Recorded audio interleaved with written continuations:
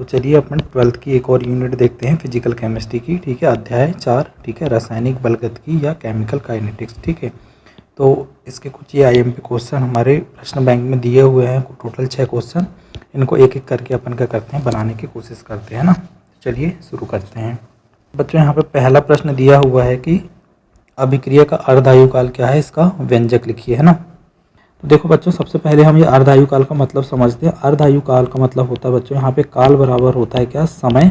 ठीक है, समय को हम दर्शाते हैं टी से, और अर्धायु मतलब होता है आधा समय, या टी 1/2, या फिर हम इसको टी हाफ भी लिख सकते हैं। टी हाफ को क्या बोलते हैं अपन, अर्धायुकाल या आधा समय। अब किसका आधा समय बच्चों, मान लो यहाँ पे कोई अभिकारक या क्रियाकारक है। ठीक है, तो अभिकारक क्या हो जाए, 50% क्या हो जाए, अभिक्रिया संपन्न हो जाए, या आधी अभिक्रिया कैसी हो जाए, संपन्न हो जाए। जब आधी अभिक्रिया संपन्न हो जाएगी तो यहाँ पे 50% क्या बच जाएगा बच्चों, यहाँ पे अभिकारक, और 50% क्या बन जाएगा बच्चों, यहाँ पे उत्पाद। मतलब यहाँ पे अभिक्रिया कैसी हो गई, आधी संपन्न हो गई। तो इस अभिक्रिया को आधी संपन्न होने में जो समय लगता है, ठीक है, उस समय को हम टी हाफ या बोलते हैं बच्चों अर्ध आयु काल।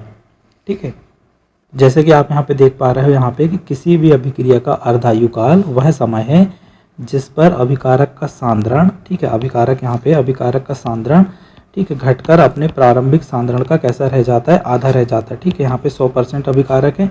अब यहाँ पे कितना बचा, यहाँ पे ओनली 50% बचा, अर्थात यहाँ पे अभिक्रिया कैसी हो जाएगी, आधी संपन्न हो जाती है। ठीक है, मान लो अभिक्रिया का प्रारंभिक सांद्रण कितना है बच्चों, R0 है। ठीक है, प्रारंभिक सांद्रण कितना है, R0 है, तो यह घटकर कितना बच जाएगा, R0/2, क्योंकि अभिक्रिया आधी संपन्न हो गई, 50% पूर्ण हो गई, तो कितना बच जाएगा यहाँ पे R0/2। ठीक है, तो सीधी सी बात है, यहाँ पे उत्पाद भी कितना बन जाएगा, यहाँ पे आधा बन जाएगा। यदि उत्पाद को R से दर्शाते हैं तो उत्पाद भी कितना बन जाएगा, R/2।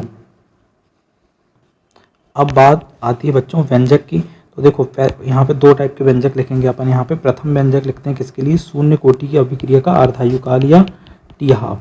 ठीक है, तो यहाँ पे देखो जिसका शून्य कोटि की अभिक्रिया के लिए टी हाफ का मतलब रहता है बच्चों अर्धायुकाल। ठीक है, तो अर्धायुकाल कैसे लिखते हैं अपन यहाँ पे, ठीक है, अभिकारक का प्रारंभिक सांद्रण बट्टे क्या लिखते हैं अपन यहाँ पे 2K। ठीक है, तो ये हो जाएगा शून्य कोटि की अभिक्रिया का अर्धायुकाल। अब बच्चों यदि हम बात करें प्रथम कोटि की अभिक्रिया का अर्धायुकाल, ठीक है, प्रथम कोटि की अभिक्रिया है उसका अर्धायुकाल कैसे लिखेंगे, तो अर्धायुकाल बराबर होता है टी हाफ। ठीक है, ये किसके बराबर हो जाएगा, 0.693 के बट्टे क्या हो जाता है यहाँ पे K। ठीक है, तो ये प्रथम कोटि की अभिक्रिया का अर्धायुकाल हो जाएंगे। तो यहाँ पे हम क्या करेंगे, यहाँ पे 2 व्यंजक यहाँ पे लिख लेंगे। ठीक है, तो 3 मार्क्स के क्वेश्चन के लिए इतना आंसर लिखना हमारे लिए पर्याप्त है।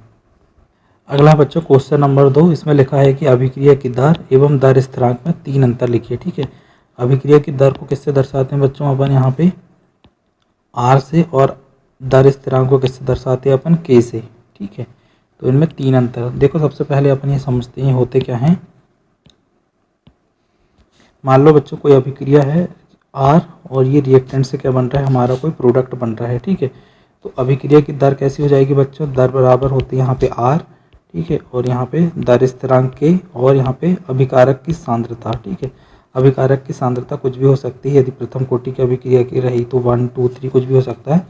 तो यहाँ पे जो R है बच्चों, ठीक है, ये जो R है ये क्या है हमारा दर, अभिक्रिया की दर, और यहाँ पे K क्या है, दर स्थिरांक। ठीक है, तो इन दोनों में हमको क्या करना है, अंतर लिखना है ना। देखो तो बच्चों यहाँ पे अंतर कैसे लिख देंगे अपन, R एवं K में अभिक्रिया की दर और दर स्थिरांक में, कि मान लो कोई दिया गया समय है, इकाई समय में अभिकारक या उत्पाद के सांद्रण में परिवर्तन अभिक्रिया की दर होती है। मतलब कोई यदि समय दिया गया है तो किसी दिए गए समय में कितना अभिकारक या कितना उत्पाद की सांद्रता परिवर्तित होती है, वह क्या कहलाती है, अभिक्रिया की दर।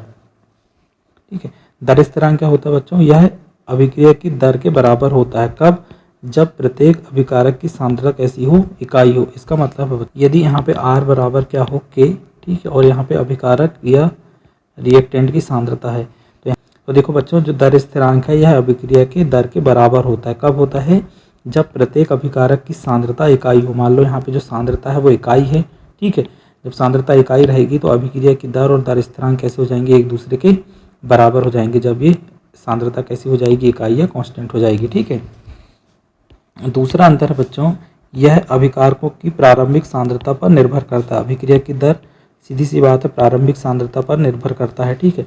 लेकिन दर स्थिरांक का मान जो k है, ठीक है, वह अभिकारों की प्रारंभिक सांद्रता से कैसा होता है बच्चों, स्वतंत्र होता है, ये उस पर निर्भर नहीं करता है, ठीक है। थर्ड यहाँ पे कि अभिक्रिया की जो दर की इकाई है ये कैसी होती है, मोल, ठीक है, यहाँ पे मोल, ठीक है, लीटर इनवर्स और सेकेंड इनवर्स, ठीक है, ये क्या होती है, अभिक्रिया की दर की इकाई होती है। और जो दर स्थिरांक है बच्चों, इसकी इकाई क्या होती है, अभिक्रिया की कोटि पर निर्भर करती है, ठीक है। प्रथम कोटि की अभिक्रिया की इकाई अलग रहेगी, द्वितीय कोटि की अलग और तृतीय कोटि की अभिक्रिया की इकाई अलग अलग रहेगी, ठीक है। तो ये 3 अंतर हैं, ठीक है। क्वेश्चन नंबर 3, ठीक है, इसमें लिखा है कि अभिक्रिया की कोटि क्या है, विभिन्न प्रकार की कोटियों को समझाइए, ठीक है। तो सबसे पहले अपन अभिक्रिया की कोटि की परिभाषा लिख लेते हैं। देखो बच्चों कि क्रिया कारकों के अणुओं की वह संख्या, ठीक है, जो रासायनिक क्रिया के दौरान परिवर्तित हो जाती है। मान लो कोई रासायनिक अभिक्रिया हो रही है, तो यहाँ पे जो क्रिया कारक या अभिकारक हैं, ठीक है, इनके अणुओं की संख्या जो क्रिया के दौरान कैसी हो जाएगी, चेंज हो जाएगी या परिवर्तित हो जाएगी, ठीक है। उस संख्या को क्या बोलते हैं अपन, अभिक्रिया की कोटि बोलते हैं, ठीक है। मान लो यहाँ पे क्रिया कारकों की कोई संख्या है, ठीक है, जो रासायनिक अभिक्रिया के दौरान परिवर्तित हो जाए, तो उनकी संख्या को क्या बोलेंगे अपन, अभिक्रिया की कोटि, ठीक है। अब इसको निकालते कैसे हैं कि किसी अभिक्रिया की कोटि उन घातों के योगफल के बराबर होती है, ठीक है, जो दर समीकरण में सांद्रता पदों के ऊपर लगाई जाती है, ठीक है। तो मान लो बच्चों यहाँ पे एग्जाम्पल में कोई एक अभिक्रिया है, ठीक है, उसका समीकरण ये है, ठीक है। तो यहाँ पे ए बी अभिकारक हैं, ये मिलके क्या बना रहे हैं, सी डी उत्पाद बना रहे हैं, ठीक है।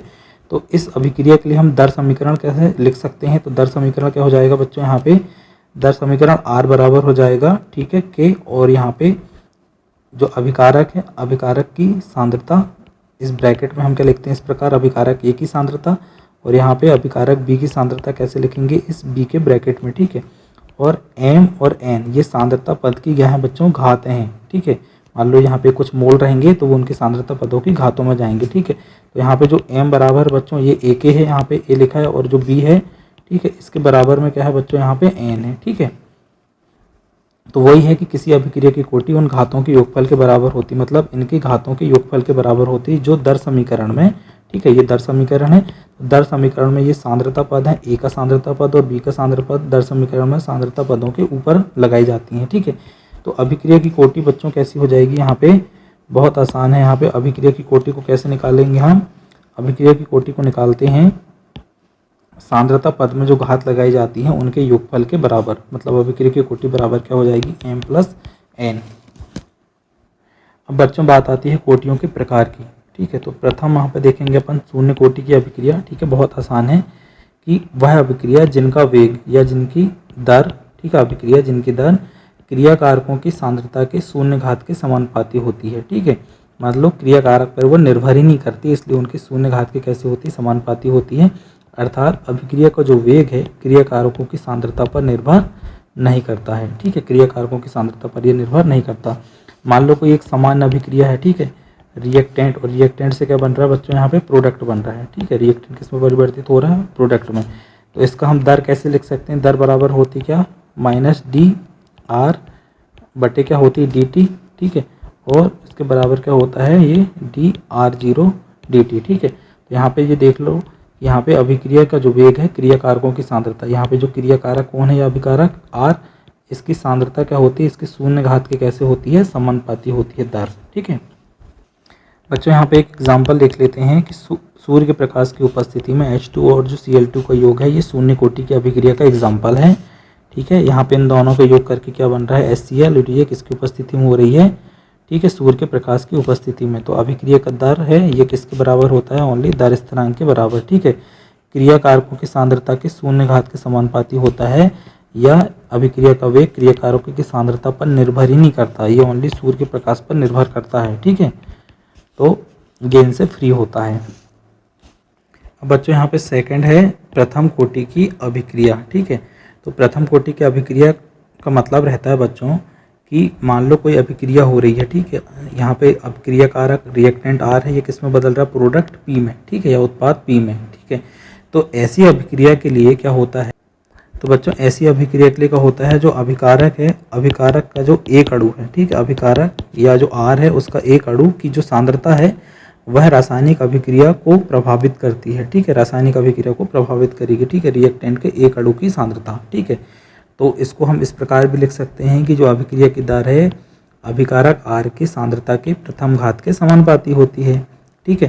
अर्थात यहाँ पे क्या हो जाएगा, यहाँ पे दर क्या हो जाएगी, यहाँ पे रिएक्टेंट के सापेक्ष लिखेंगे तो माइनस क्या हो जाएगी यहाँ पे dr, ठीक है, बाई क्या हो जाएगी यहाँ पे dt, और बराबर ये क्या हो जाएगा k, और यहाँ पे रिएक्टेंट और इसकी प्रथम घात की सांद्रता, ठीक है। अब प्रथम 1 को हम लिखते नहीं हैं या कोई चेंज नहीं आता तो यहाँ पे हम उसको नहीं लिखें, ठीक है। अब यहाँ पे एक एग्जांपल लिख लेते हैं यहाँ पे, ठीक है।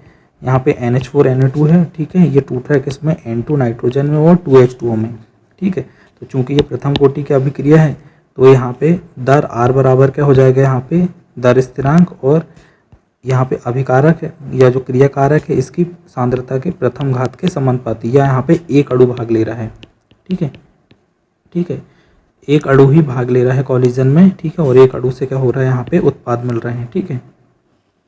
अब बच्चों बात आती है यहाँ पे थर्ड नंबर में द्वितीय कोटि की अभिक्रिया। तो वे अभिक्रिया जिनमें अभिक्रिया की दर कैसी हो जाएगी, अभिकारक के द्वितीय घात के समानुपाती होती है, ठीक है, उनको क्या बोलते हैं अपन, द्वितीय कोटि की अभिक्रिया, ठीक है। यह हम सीधा सीधा बोले यहाँ पे, यदि हम रिएक्टेंट की बात करें, रिएक्टेंट से क्या बन रहा है यहाँ पे प्रोडक्ट, तो वह अभिक्रिया, ठीक है, वह अभिक्रिया जिसमें क्या होता है अभिकारक के दो अणु, ठीक है, अभिकारक कौन है यहाँ पे R, तो अभिकारक के जो दो अणु हैं की जो सांद्रता है, इन दोनों अणुओं की सांद्रता क्या करती है, रासायनिक अभिक्रिया को प्रभावित करती है, ठीक है। तो हम यहाँ पे क्या लिखेंगे, यहाँ पे दर समीकरण क्या लिख देंगे, R बराबर क्या हो जाएगा यहाँ पे माइनस, ठीक है, dr/dt, और यहाँ पे क्या हो जाएगी इसकी द्वितीय घात के ये समानुपाती हो जाएगा, द्वितीय घात के समानुपाती होएगा, ठीक है। तो एग्जाम्पल लिख सकते हैं यहाँ पे, हाइड्रोजन और आयोडीन आपस में क्रिया करके क्या बना रहे हैं, हाइड्रोजन आयोडाइड। तो यहाँ पे दर क्या हो जाएगी, किसकी सांद्रता दो अणुओं पर निर्भर करेगी, ठीक है, एक H2 अणु पर और एक I2 अणु पर, ठीक है, इसलिए इसको क्या बोलते हैं अपन, द्वितीय कोटि की अभिक्रिया। अगला क्वेश्चन है बच्चों, क्वेश्चन नंबर 4, यहाँ पे लिखा आणविकता से क्या आशा है, अभिक्रिया की कोटि, ठीक है, और आणविकता में दो अंतर लिखिए, ठीक है। सबसे पहले बच्चों हम क्या करते हैं, यहाँ पे आणविकता की डेफिनेशन लिख लेते हैं, ठीक है। आणविकता होती क्या है, देखो मान लो कोई अभिक्रिया हो रही है तो उसमें दो या दो से अधिक क्रियाकारक कैसे कर सकते हैं, भाग ले सकते हैं, उनकी आपस में क्या होती है, टक्कर होती है, इन टक्करों के बाद क्या बनते हैं, यहाँ पे उत्पाद बनते हैं, ठीक है। तो किसी अभिक्रिया हेतु मतलब अभिक्रिया संपन्न करने हेतु, ठीक है, टक्कर में भाग लेने वाले अणुओं या आयनों की संख्या, ठीक है, टक्कर में भाग लेने वाले अणु या आयनों की जो संख्या है को हम क्या बोलते हैं, आणविकता या अणुकता बोलते हैं, ठीक है। अब देखो बच्चों, मान लो कोई अभिक्रिया में अभिकारक या क्रियाकारक के एक अणु भाग ले रहे हैं जिनकी आपस में टक्कर हो रही है तो उसकी आणविकता 1 हो जाएगी, ठीक है। यदि मान लो दो अणु आपस में टक्कर करके उत्पाद बना रहे हैं अभिकारक के तो आणविकता कैसी हो जाएगी, 2, ठीक है। और मान लो यहाँ पे 3 अणु आपस में कॉलिजन करके क्या कर रहे हैं, उत्पाद बना रहे हैं, तो आणविकता कैसी हो जाएगी, 3। तो क्या हो जाएगी, ये अभिक्रिया में भाग लेने वाले अणु या आयनों की संख्या के आधार पर अभिक्रिया को एक आणविक, दो आणविक और त्रिआणविक कहते हैं।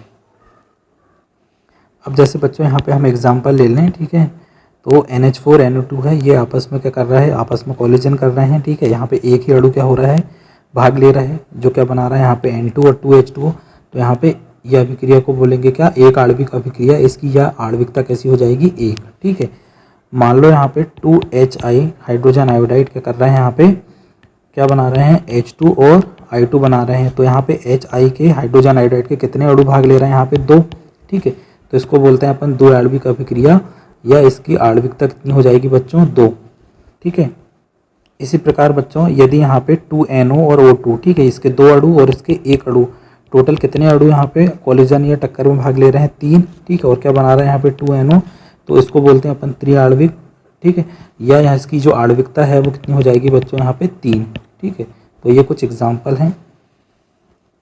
अब बच्चों यहाँ पे क्या करना, अपने को अभिक्रिया की कोटि और आणविकता में दो अंतर भी लिखना है ना। अब देखो बच्चों यहाँ पे आणविकता और अभिक्रिया की कोटि में अपन अंतर लिख सकते हैं।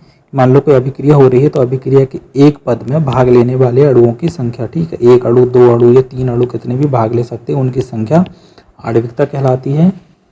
अब यहाँ पे बच्चों यदि अभिक्रिया की कोटि देखें तो अणु, परमाणु, आयनों की वह संख्या जिस पर अभिक्रिया का वेग निर्धारित होता है, ठीक है, उन संख्या को क्या बोलते हैं अपन, अभिक्रिया की कोटि कहते हैं, ठीक है। तो ये पॉइंट भी इजी है।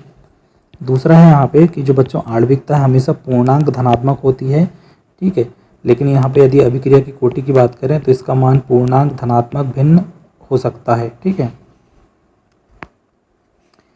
तीसरा है बच्चों यहाँ पे लिखा है कि इसका मान शून्य संभव नहीं है, ठीक है। आणविकता कभी शून्य नहीं होती, जीरो नहीं होती, लेकिन यहाँ पे अभिक्रिया की कोटि अपन ने पढ़े हैं क्या, शून्य कोटि की अभिक्रिया, ठीक है। तो इसका मान क्या होता है, शून्य भी संभव होता है। तो इस प्रकार बच्चों ये आंसर अपना कंप्लीट हो जाएगा।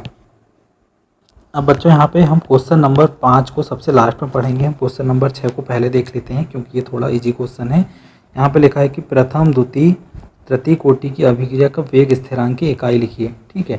तो यहाँ पे बच्चों प्रथम कोटि की अभिक्रिया है, इसकी जो वेग स्थिरांक की इकाई है वो कैसी होती है, सेकेंड इनवर्स, ठीक है। क्या होती है, सेकेंड की घात -1, ठीक है। यदि बच्चों आपको इन तीनों को याद रखना है तो एक ही समीकरण से आप याद रख सकते हो। यहाँ पे क्या होता है, यहाँ पे मोल, ठीक है, मोल के बटे क्या करना है, लीटर, ठीक है। और लीटर में क्या करना, 1 - n, ठीक है। और इसका गुणे में क्या कर देना है, यहाँ पे सेकेंड इनवर्स, ठीक है। इसमें मान रख के आप किसी भी शून्य से लेकर तृतीय कोटि तक की कोई भी अभिक्रिया रहे सारे का यहाँ पे अपन इकाई इससे निकाल सकते हैं। जैसे कि मान लो बच्चों प्रथम कोटि की अभिक्रिया के लिए अपने को निकालना है तो हम क्या करेंगे, यहाँ पे n बराबर क्या रख देंगे, 1, क्योंकि अभिक्रिया कैसी है, प्रथम कोटि की, ठीक है। तो जब अपन यहाँ पे n बराबर 1 रखेंगे तो बच्चों क्या हो जाएगा, यहाँ पे मोल, ठीक है, लीटर, और यहाँ पे 1 - 1 कैसा हो जाएगा बच्चों, 0। यदि ये पूरा 0 होगा तो यहाँ पे ये ब्रैकेट में है, ये पूरा भी कैसी हो जाएगी राशि, 0। तो ओनली क्या बचेगा बच्चों, यहाँ पे सेकेंड इनवर्स। तो इस प्रकार इसकी इकाई निकाल सकते हैं अपन, है ना। यदि बच्चों मान लो द्वितीय कोटि की अभिक्रिया की इकाई पूछे जाएगा तो अपन यहाँ पे n का मान कितना रख देंगे बच्चों, 2। तो कितना जाएगा यहाँ पे देखो, मोल, ठीक है, मोल प्रति लीटर, और n का मान 2 रख देंगे तो कितना जाएगा यहाँ पे 1 - 2 गुणित क्या हो जाएगा, सेकेंड इनवर्स, ठीक है। तो जब इसको अपन घटाएंगे तो यहाँ पे फाइनली कितना बचेगा बच्चों, ठीक है, 1 - 2 को हम यहाँ पे घटाएंगे तो कितना बचेगा, -1। क्या बच जाएगा बच्चों यहाँ पे -1। तो यहाँ पे इस -1 को यदि हम सॉल्व करेंगे तो देखो यहाँ पे क्या जाएगा, मोल, ठीक है, मोल की घात क्या जाएगी, -1, और यहाँ पे लीटर की घात भी -1 आना चाहिए, जो कि ऊपर जाएगी तो क्या हो जाएगी, प्लस में। तो यहाँ पे क्या जाएगा, मोल लीटर, ठीक है। और सेकेंड इनवर्स तो सब में कॉमन रहता ही है, ठीक है। तो इस प्रकार आप यहाँ पे देख सकते हो कि यहाँ पे इसकी इकाई क्या बन जाएगी, मोल लीटर, ठीक है, मोल इनवर्स, ठीक है, लीटर सेकेंड इनवर्स, ठीक है, इस प्रकार। यदि बच्चों बात करें तृतीय कोटि की अभिक्रिया के लिए तो n बराबर कितना रख देंगे अपन, यहाँ पे 3, ठीक है। जब n बराबर यहाँ पे बच्चों हम 3 रख देंगे तो 1 - 3 बराबर क्या आ जाएगा, यहाँ पे देखो मोल, ठीक है, लीटर, और यहाँ पे घटेगा तो कितना बच जाएगा, -2, ठीक। गुणित क्या बच जाएगा यहाँ पे सेकेंड इनवर्स, ठीक है।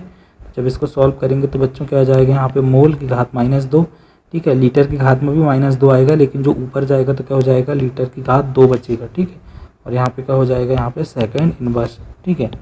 तो इस प्रकार इसकी इकाई निकाल सकते हैं, ठीक। तो क्या बन जाएगा यहाँ पे, मोल की घात -2, लीटर स्क्वायर और सेकेंड इनवर्स, ठीक है। इस प्रकार इनकी इकाई निकाल सकते हैं अपन। अब बात करते हैं बच्चों क्वेश्चन नंबर 5 की। यहाँ पे दिया है कि प्रथम कोटि की अभिक्रिया क्या है, इसके व्यंजक को लिखिए, ठीक है। तो देखो बच्चों प्रथम कोटि की अभिक्रिया अपन ने पढ़ चुके हैं कि वे अभिक्रियाएं जिनका वेग, ठीक है, अभिकारक की सांद्रता के प्रथम घात के समानुपाती होता है, ठीक है। जैसे यहाँ पर कोई अभिकारक है उसके प्रथम घात के कैसा होता है, ये समानुपाती होता है, ठीक है। प्रथम कोटि की अभिक्रिया कहलाती है, अर्थात अभिकारक की दर कैसी होती है, एक सांद्रण पद पर निर्भर करती है, ठीक है। ये मान लो कोई रिएक्टेंट है तो ओनली एक ही रिएक्टेंट के प्रथम घात की क्या होती है, समानुपाती होती है क्या, अभिक्रिया की दर। का व्यंजक स्थापित करना अपने को तो क्या हो जाएगा, मान लो एक अभिक्रिया है, ठीक है, R, ठीक है, R बराबर होता है रिएक्टेंट या अभिकारक बच्चों, और P बराबर होता है उत्पाद या प्रोडक्ट, ठीक है। देखो इस अभिक्रिया के लिए अभिक्रिया का वेग क्या कर सकते हैं अपन, इस प्रकार लिख सकते हैं, ठीक है।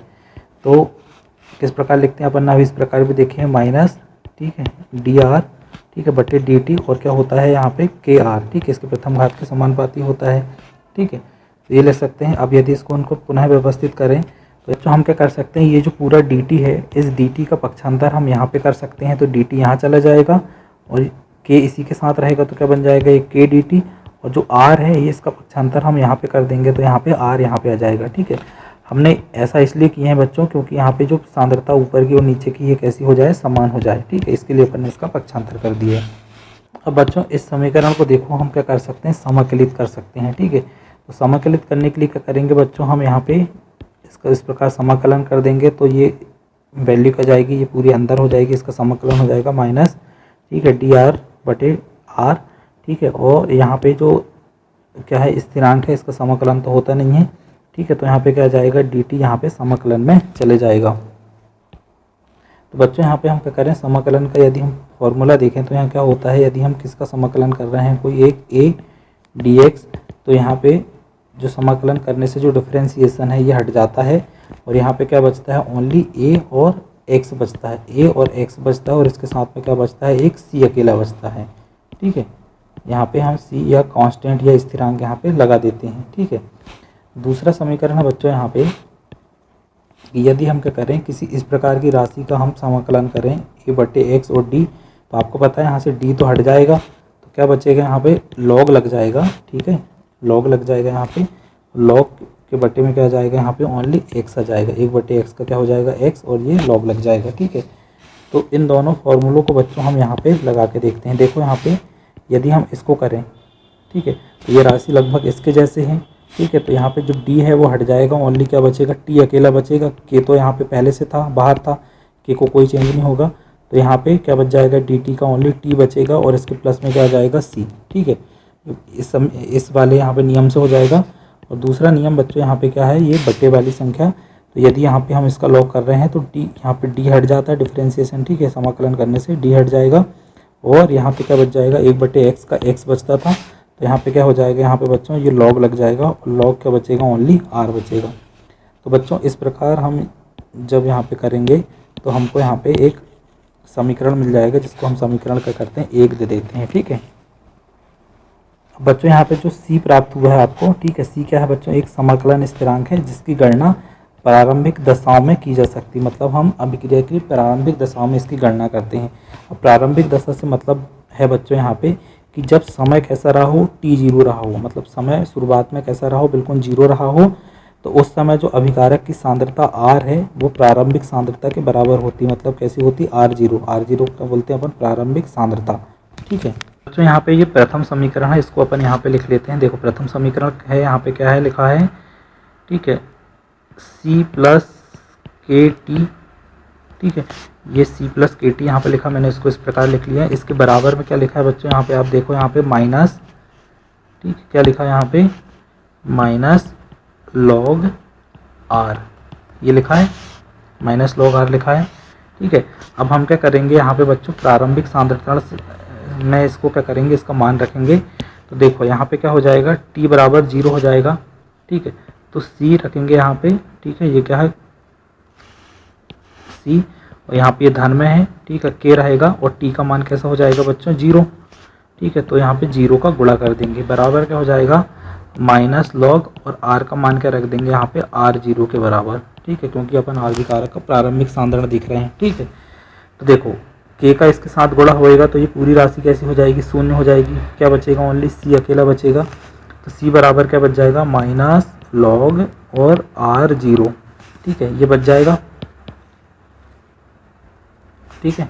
तो इसका मान क्या करेंगे बच्चों, हम यहाँ पे रख देंगे, देखो कहाँ पे रखेंगे, इस समीकरण एक में इसका मान रख देंगे, ठीक है, समीकरण एक में क्या करेंगे, हम इसका मान रख देंगे। देखो क्या हो जाएगा, देखो यहाँ पे समीकरण एक क्या लिखा है, माइनस लॉग आर बराबर क्या लिखा है, के टी धन सी, ठीक। तो सी की जगह में हम क्या रख देंगे, इसका मान रख देंगे, माइनस क्या हो जाएगा, माइनस, ठीक है, आर, ठीक है, बराबर क्या हो जाएगा यहाँ पे, के टी, और सी की जगह हम क्या रख देंगे, यहाँ पे ये वाली पूरी वैल्यू रख देंगे, क्या है, माइनस लॉग और आर जीरो, ठीक है, ये हो जाएगा। अब क्या करेंगे बच्चों, इसका हम पक्षांतर कर देंगे, ठीक है, इसका पक्षांतर करके हम इधर साइड लाएंगे तो क्या हो जाएगा, देखो बच्चों यहाँ पे इसका ये माइनस चिन्ह के साथ में है, तो यहाँ पे जाएगा तो प्लस चिन्ह के साथ हो जाएगा, लॉग आर जीरो, ठीक है, और यहाँ पहले से ये वाली राशि थी तो क्या थी, यहाँ पे माइनस, ठीक है, लॉग आर, और इसके बराबर क्या है बच्चों, यहाँ पे के टी, ठीक है। अब बच्चों यहाँ पे ये दोनों एक दूसरे के माइनस में है, तो इनको क्या कर सकते हैं अपन, एक दूसरे के बटे में लिख सकते हैं, ठीक है, फॉर्मूले के अनुसार। तो क्या हो जाएगा यहाँ पे बच्चों, देखो यहाँ पे लॉग आर जीरो, इसके बटे क्या हो जाएगा ये, ठीक है, लॉग आर, इसके बटे क्या हो जाएगा यहाँ पे के टी, ठीक है।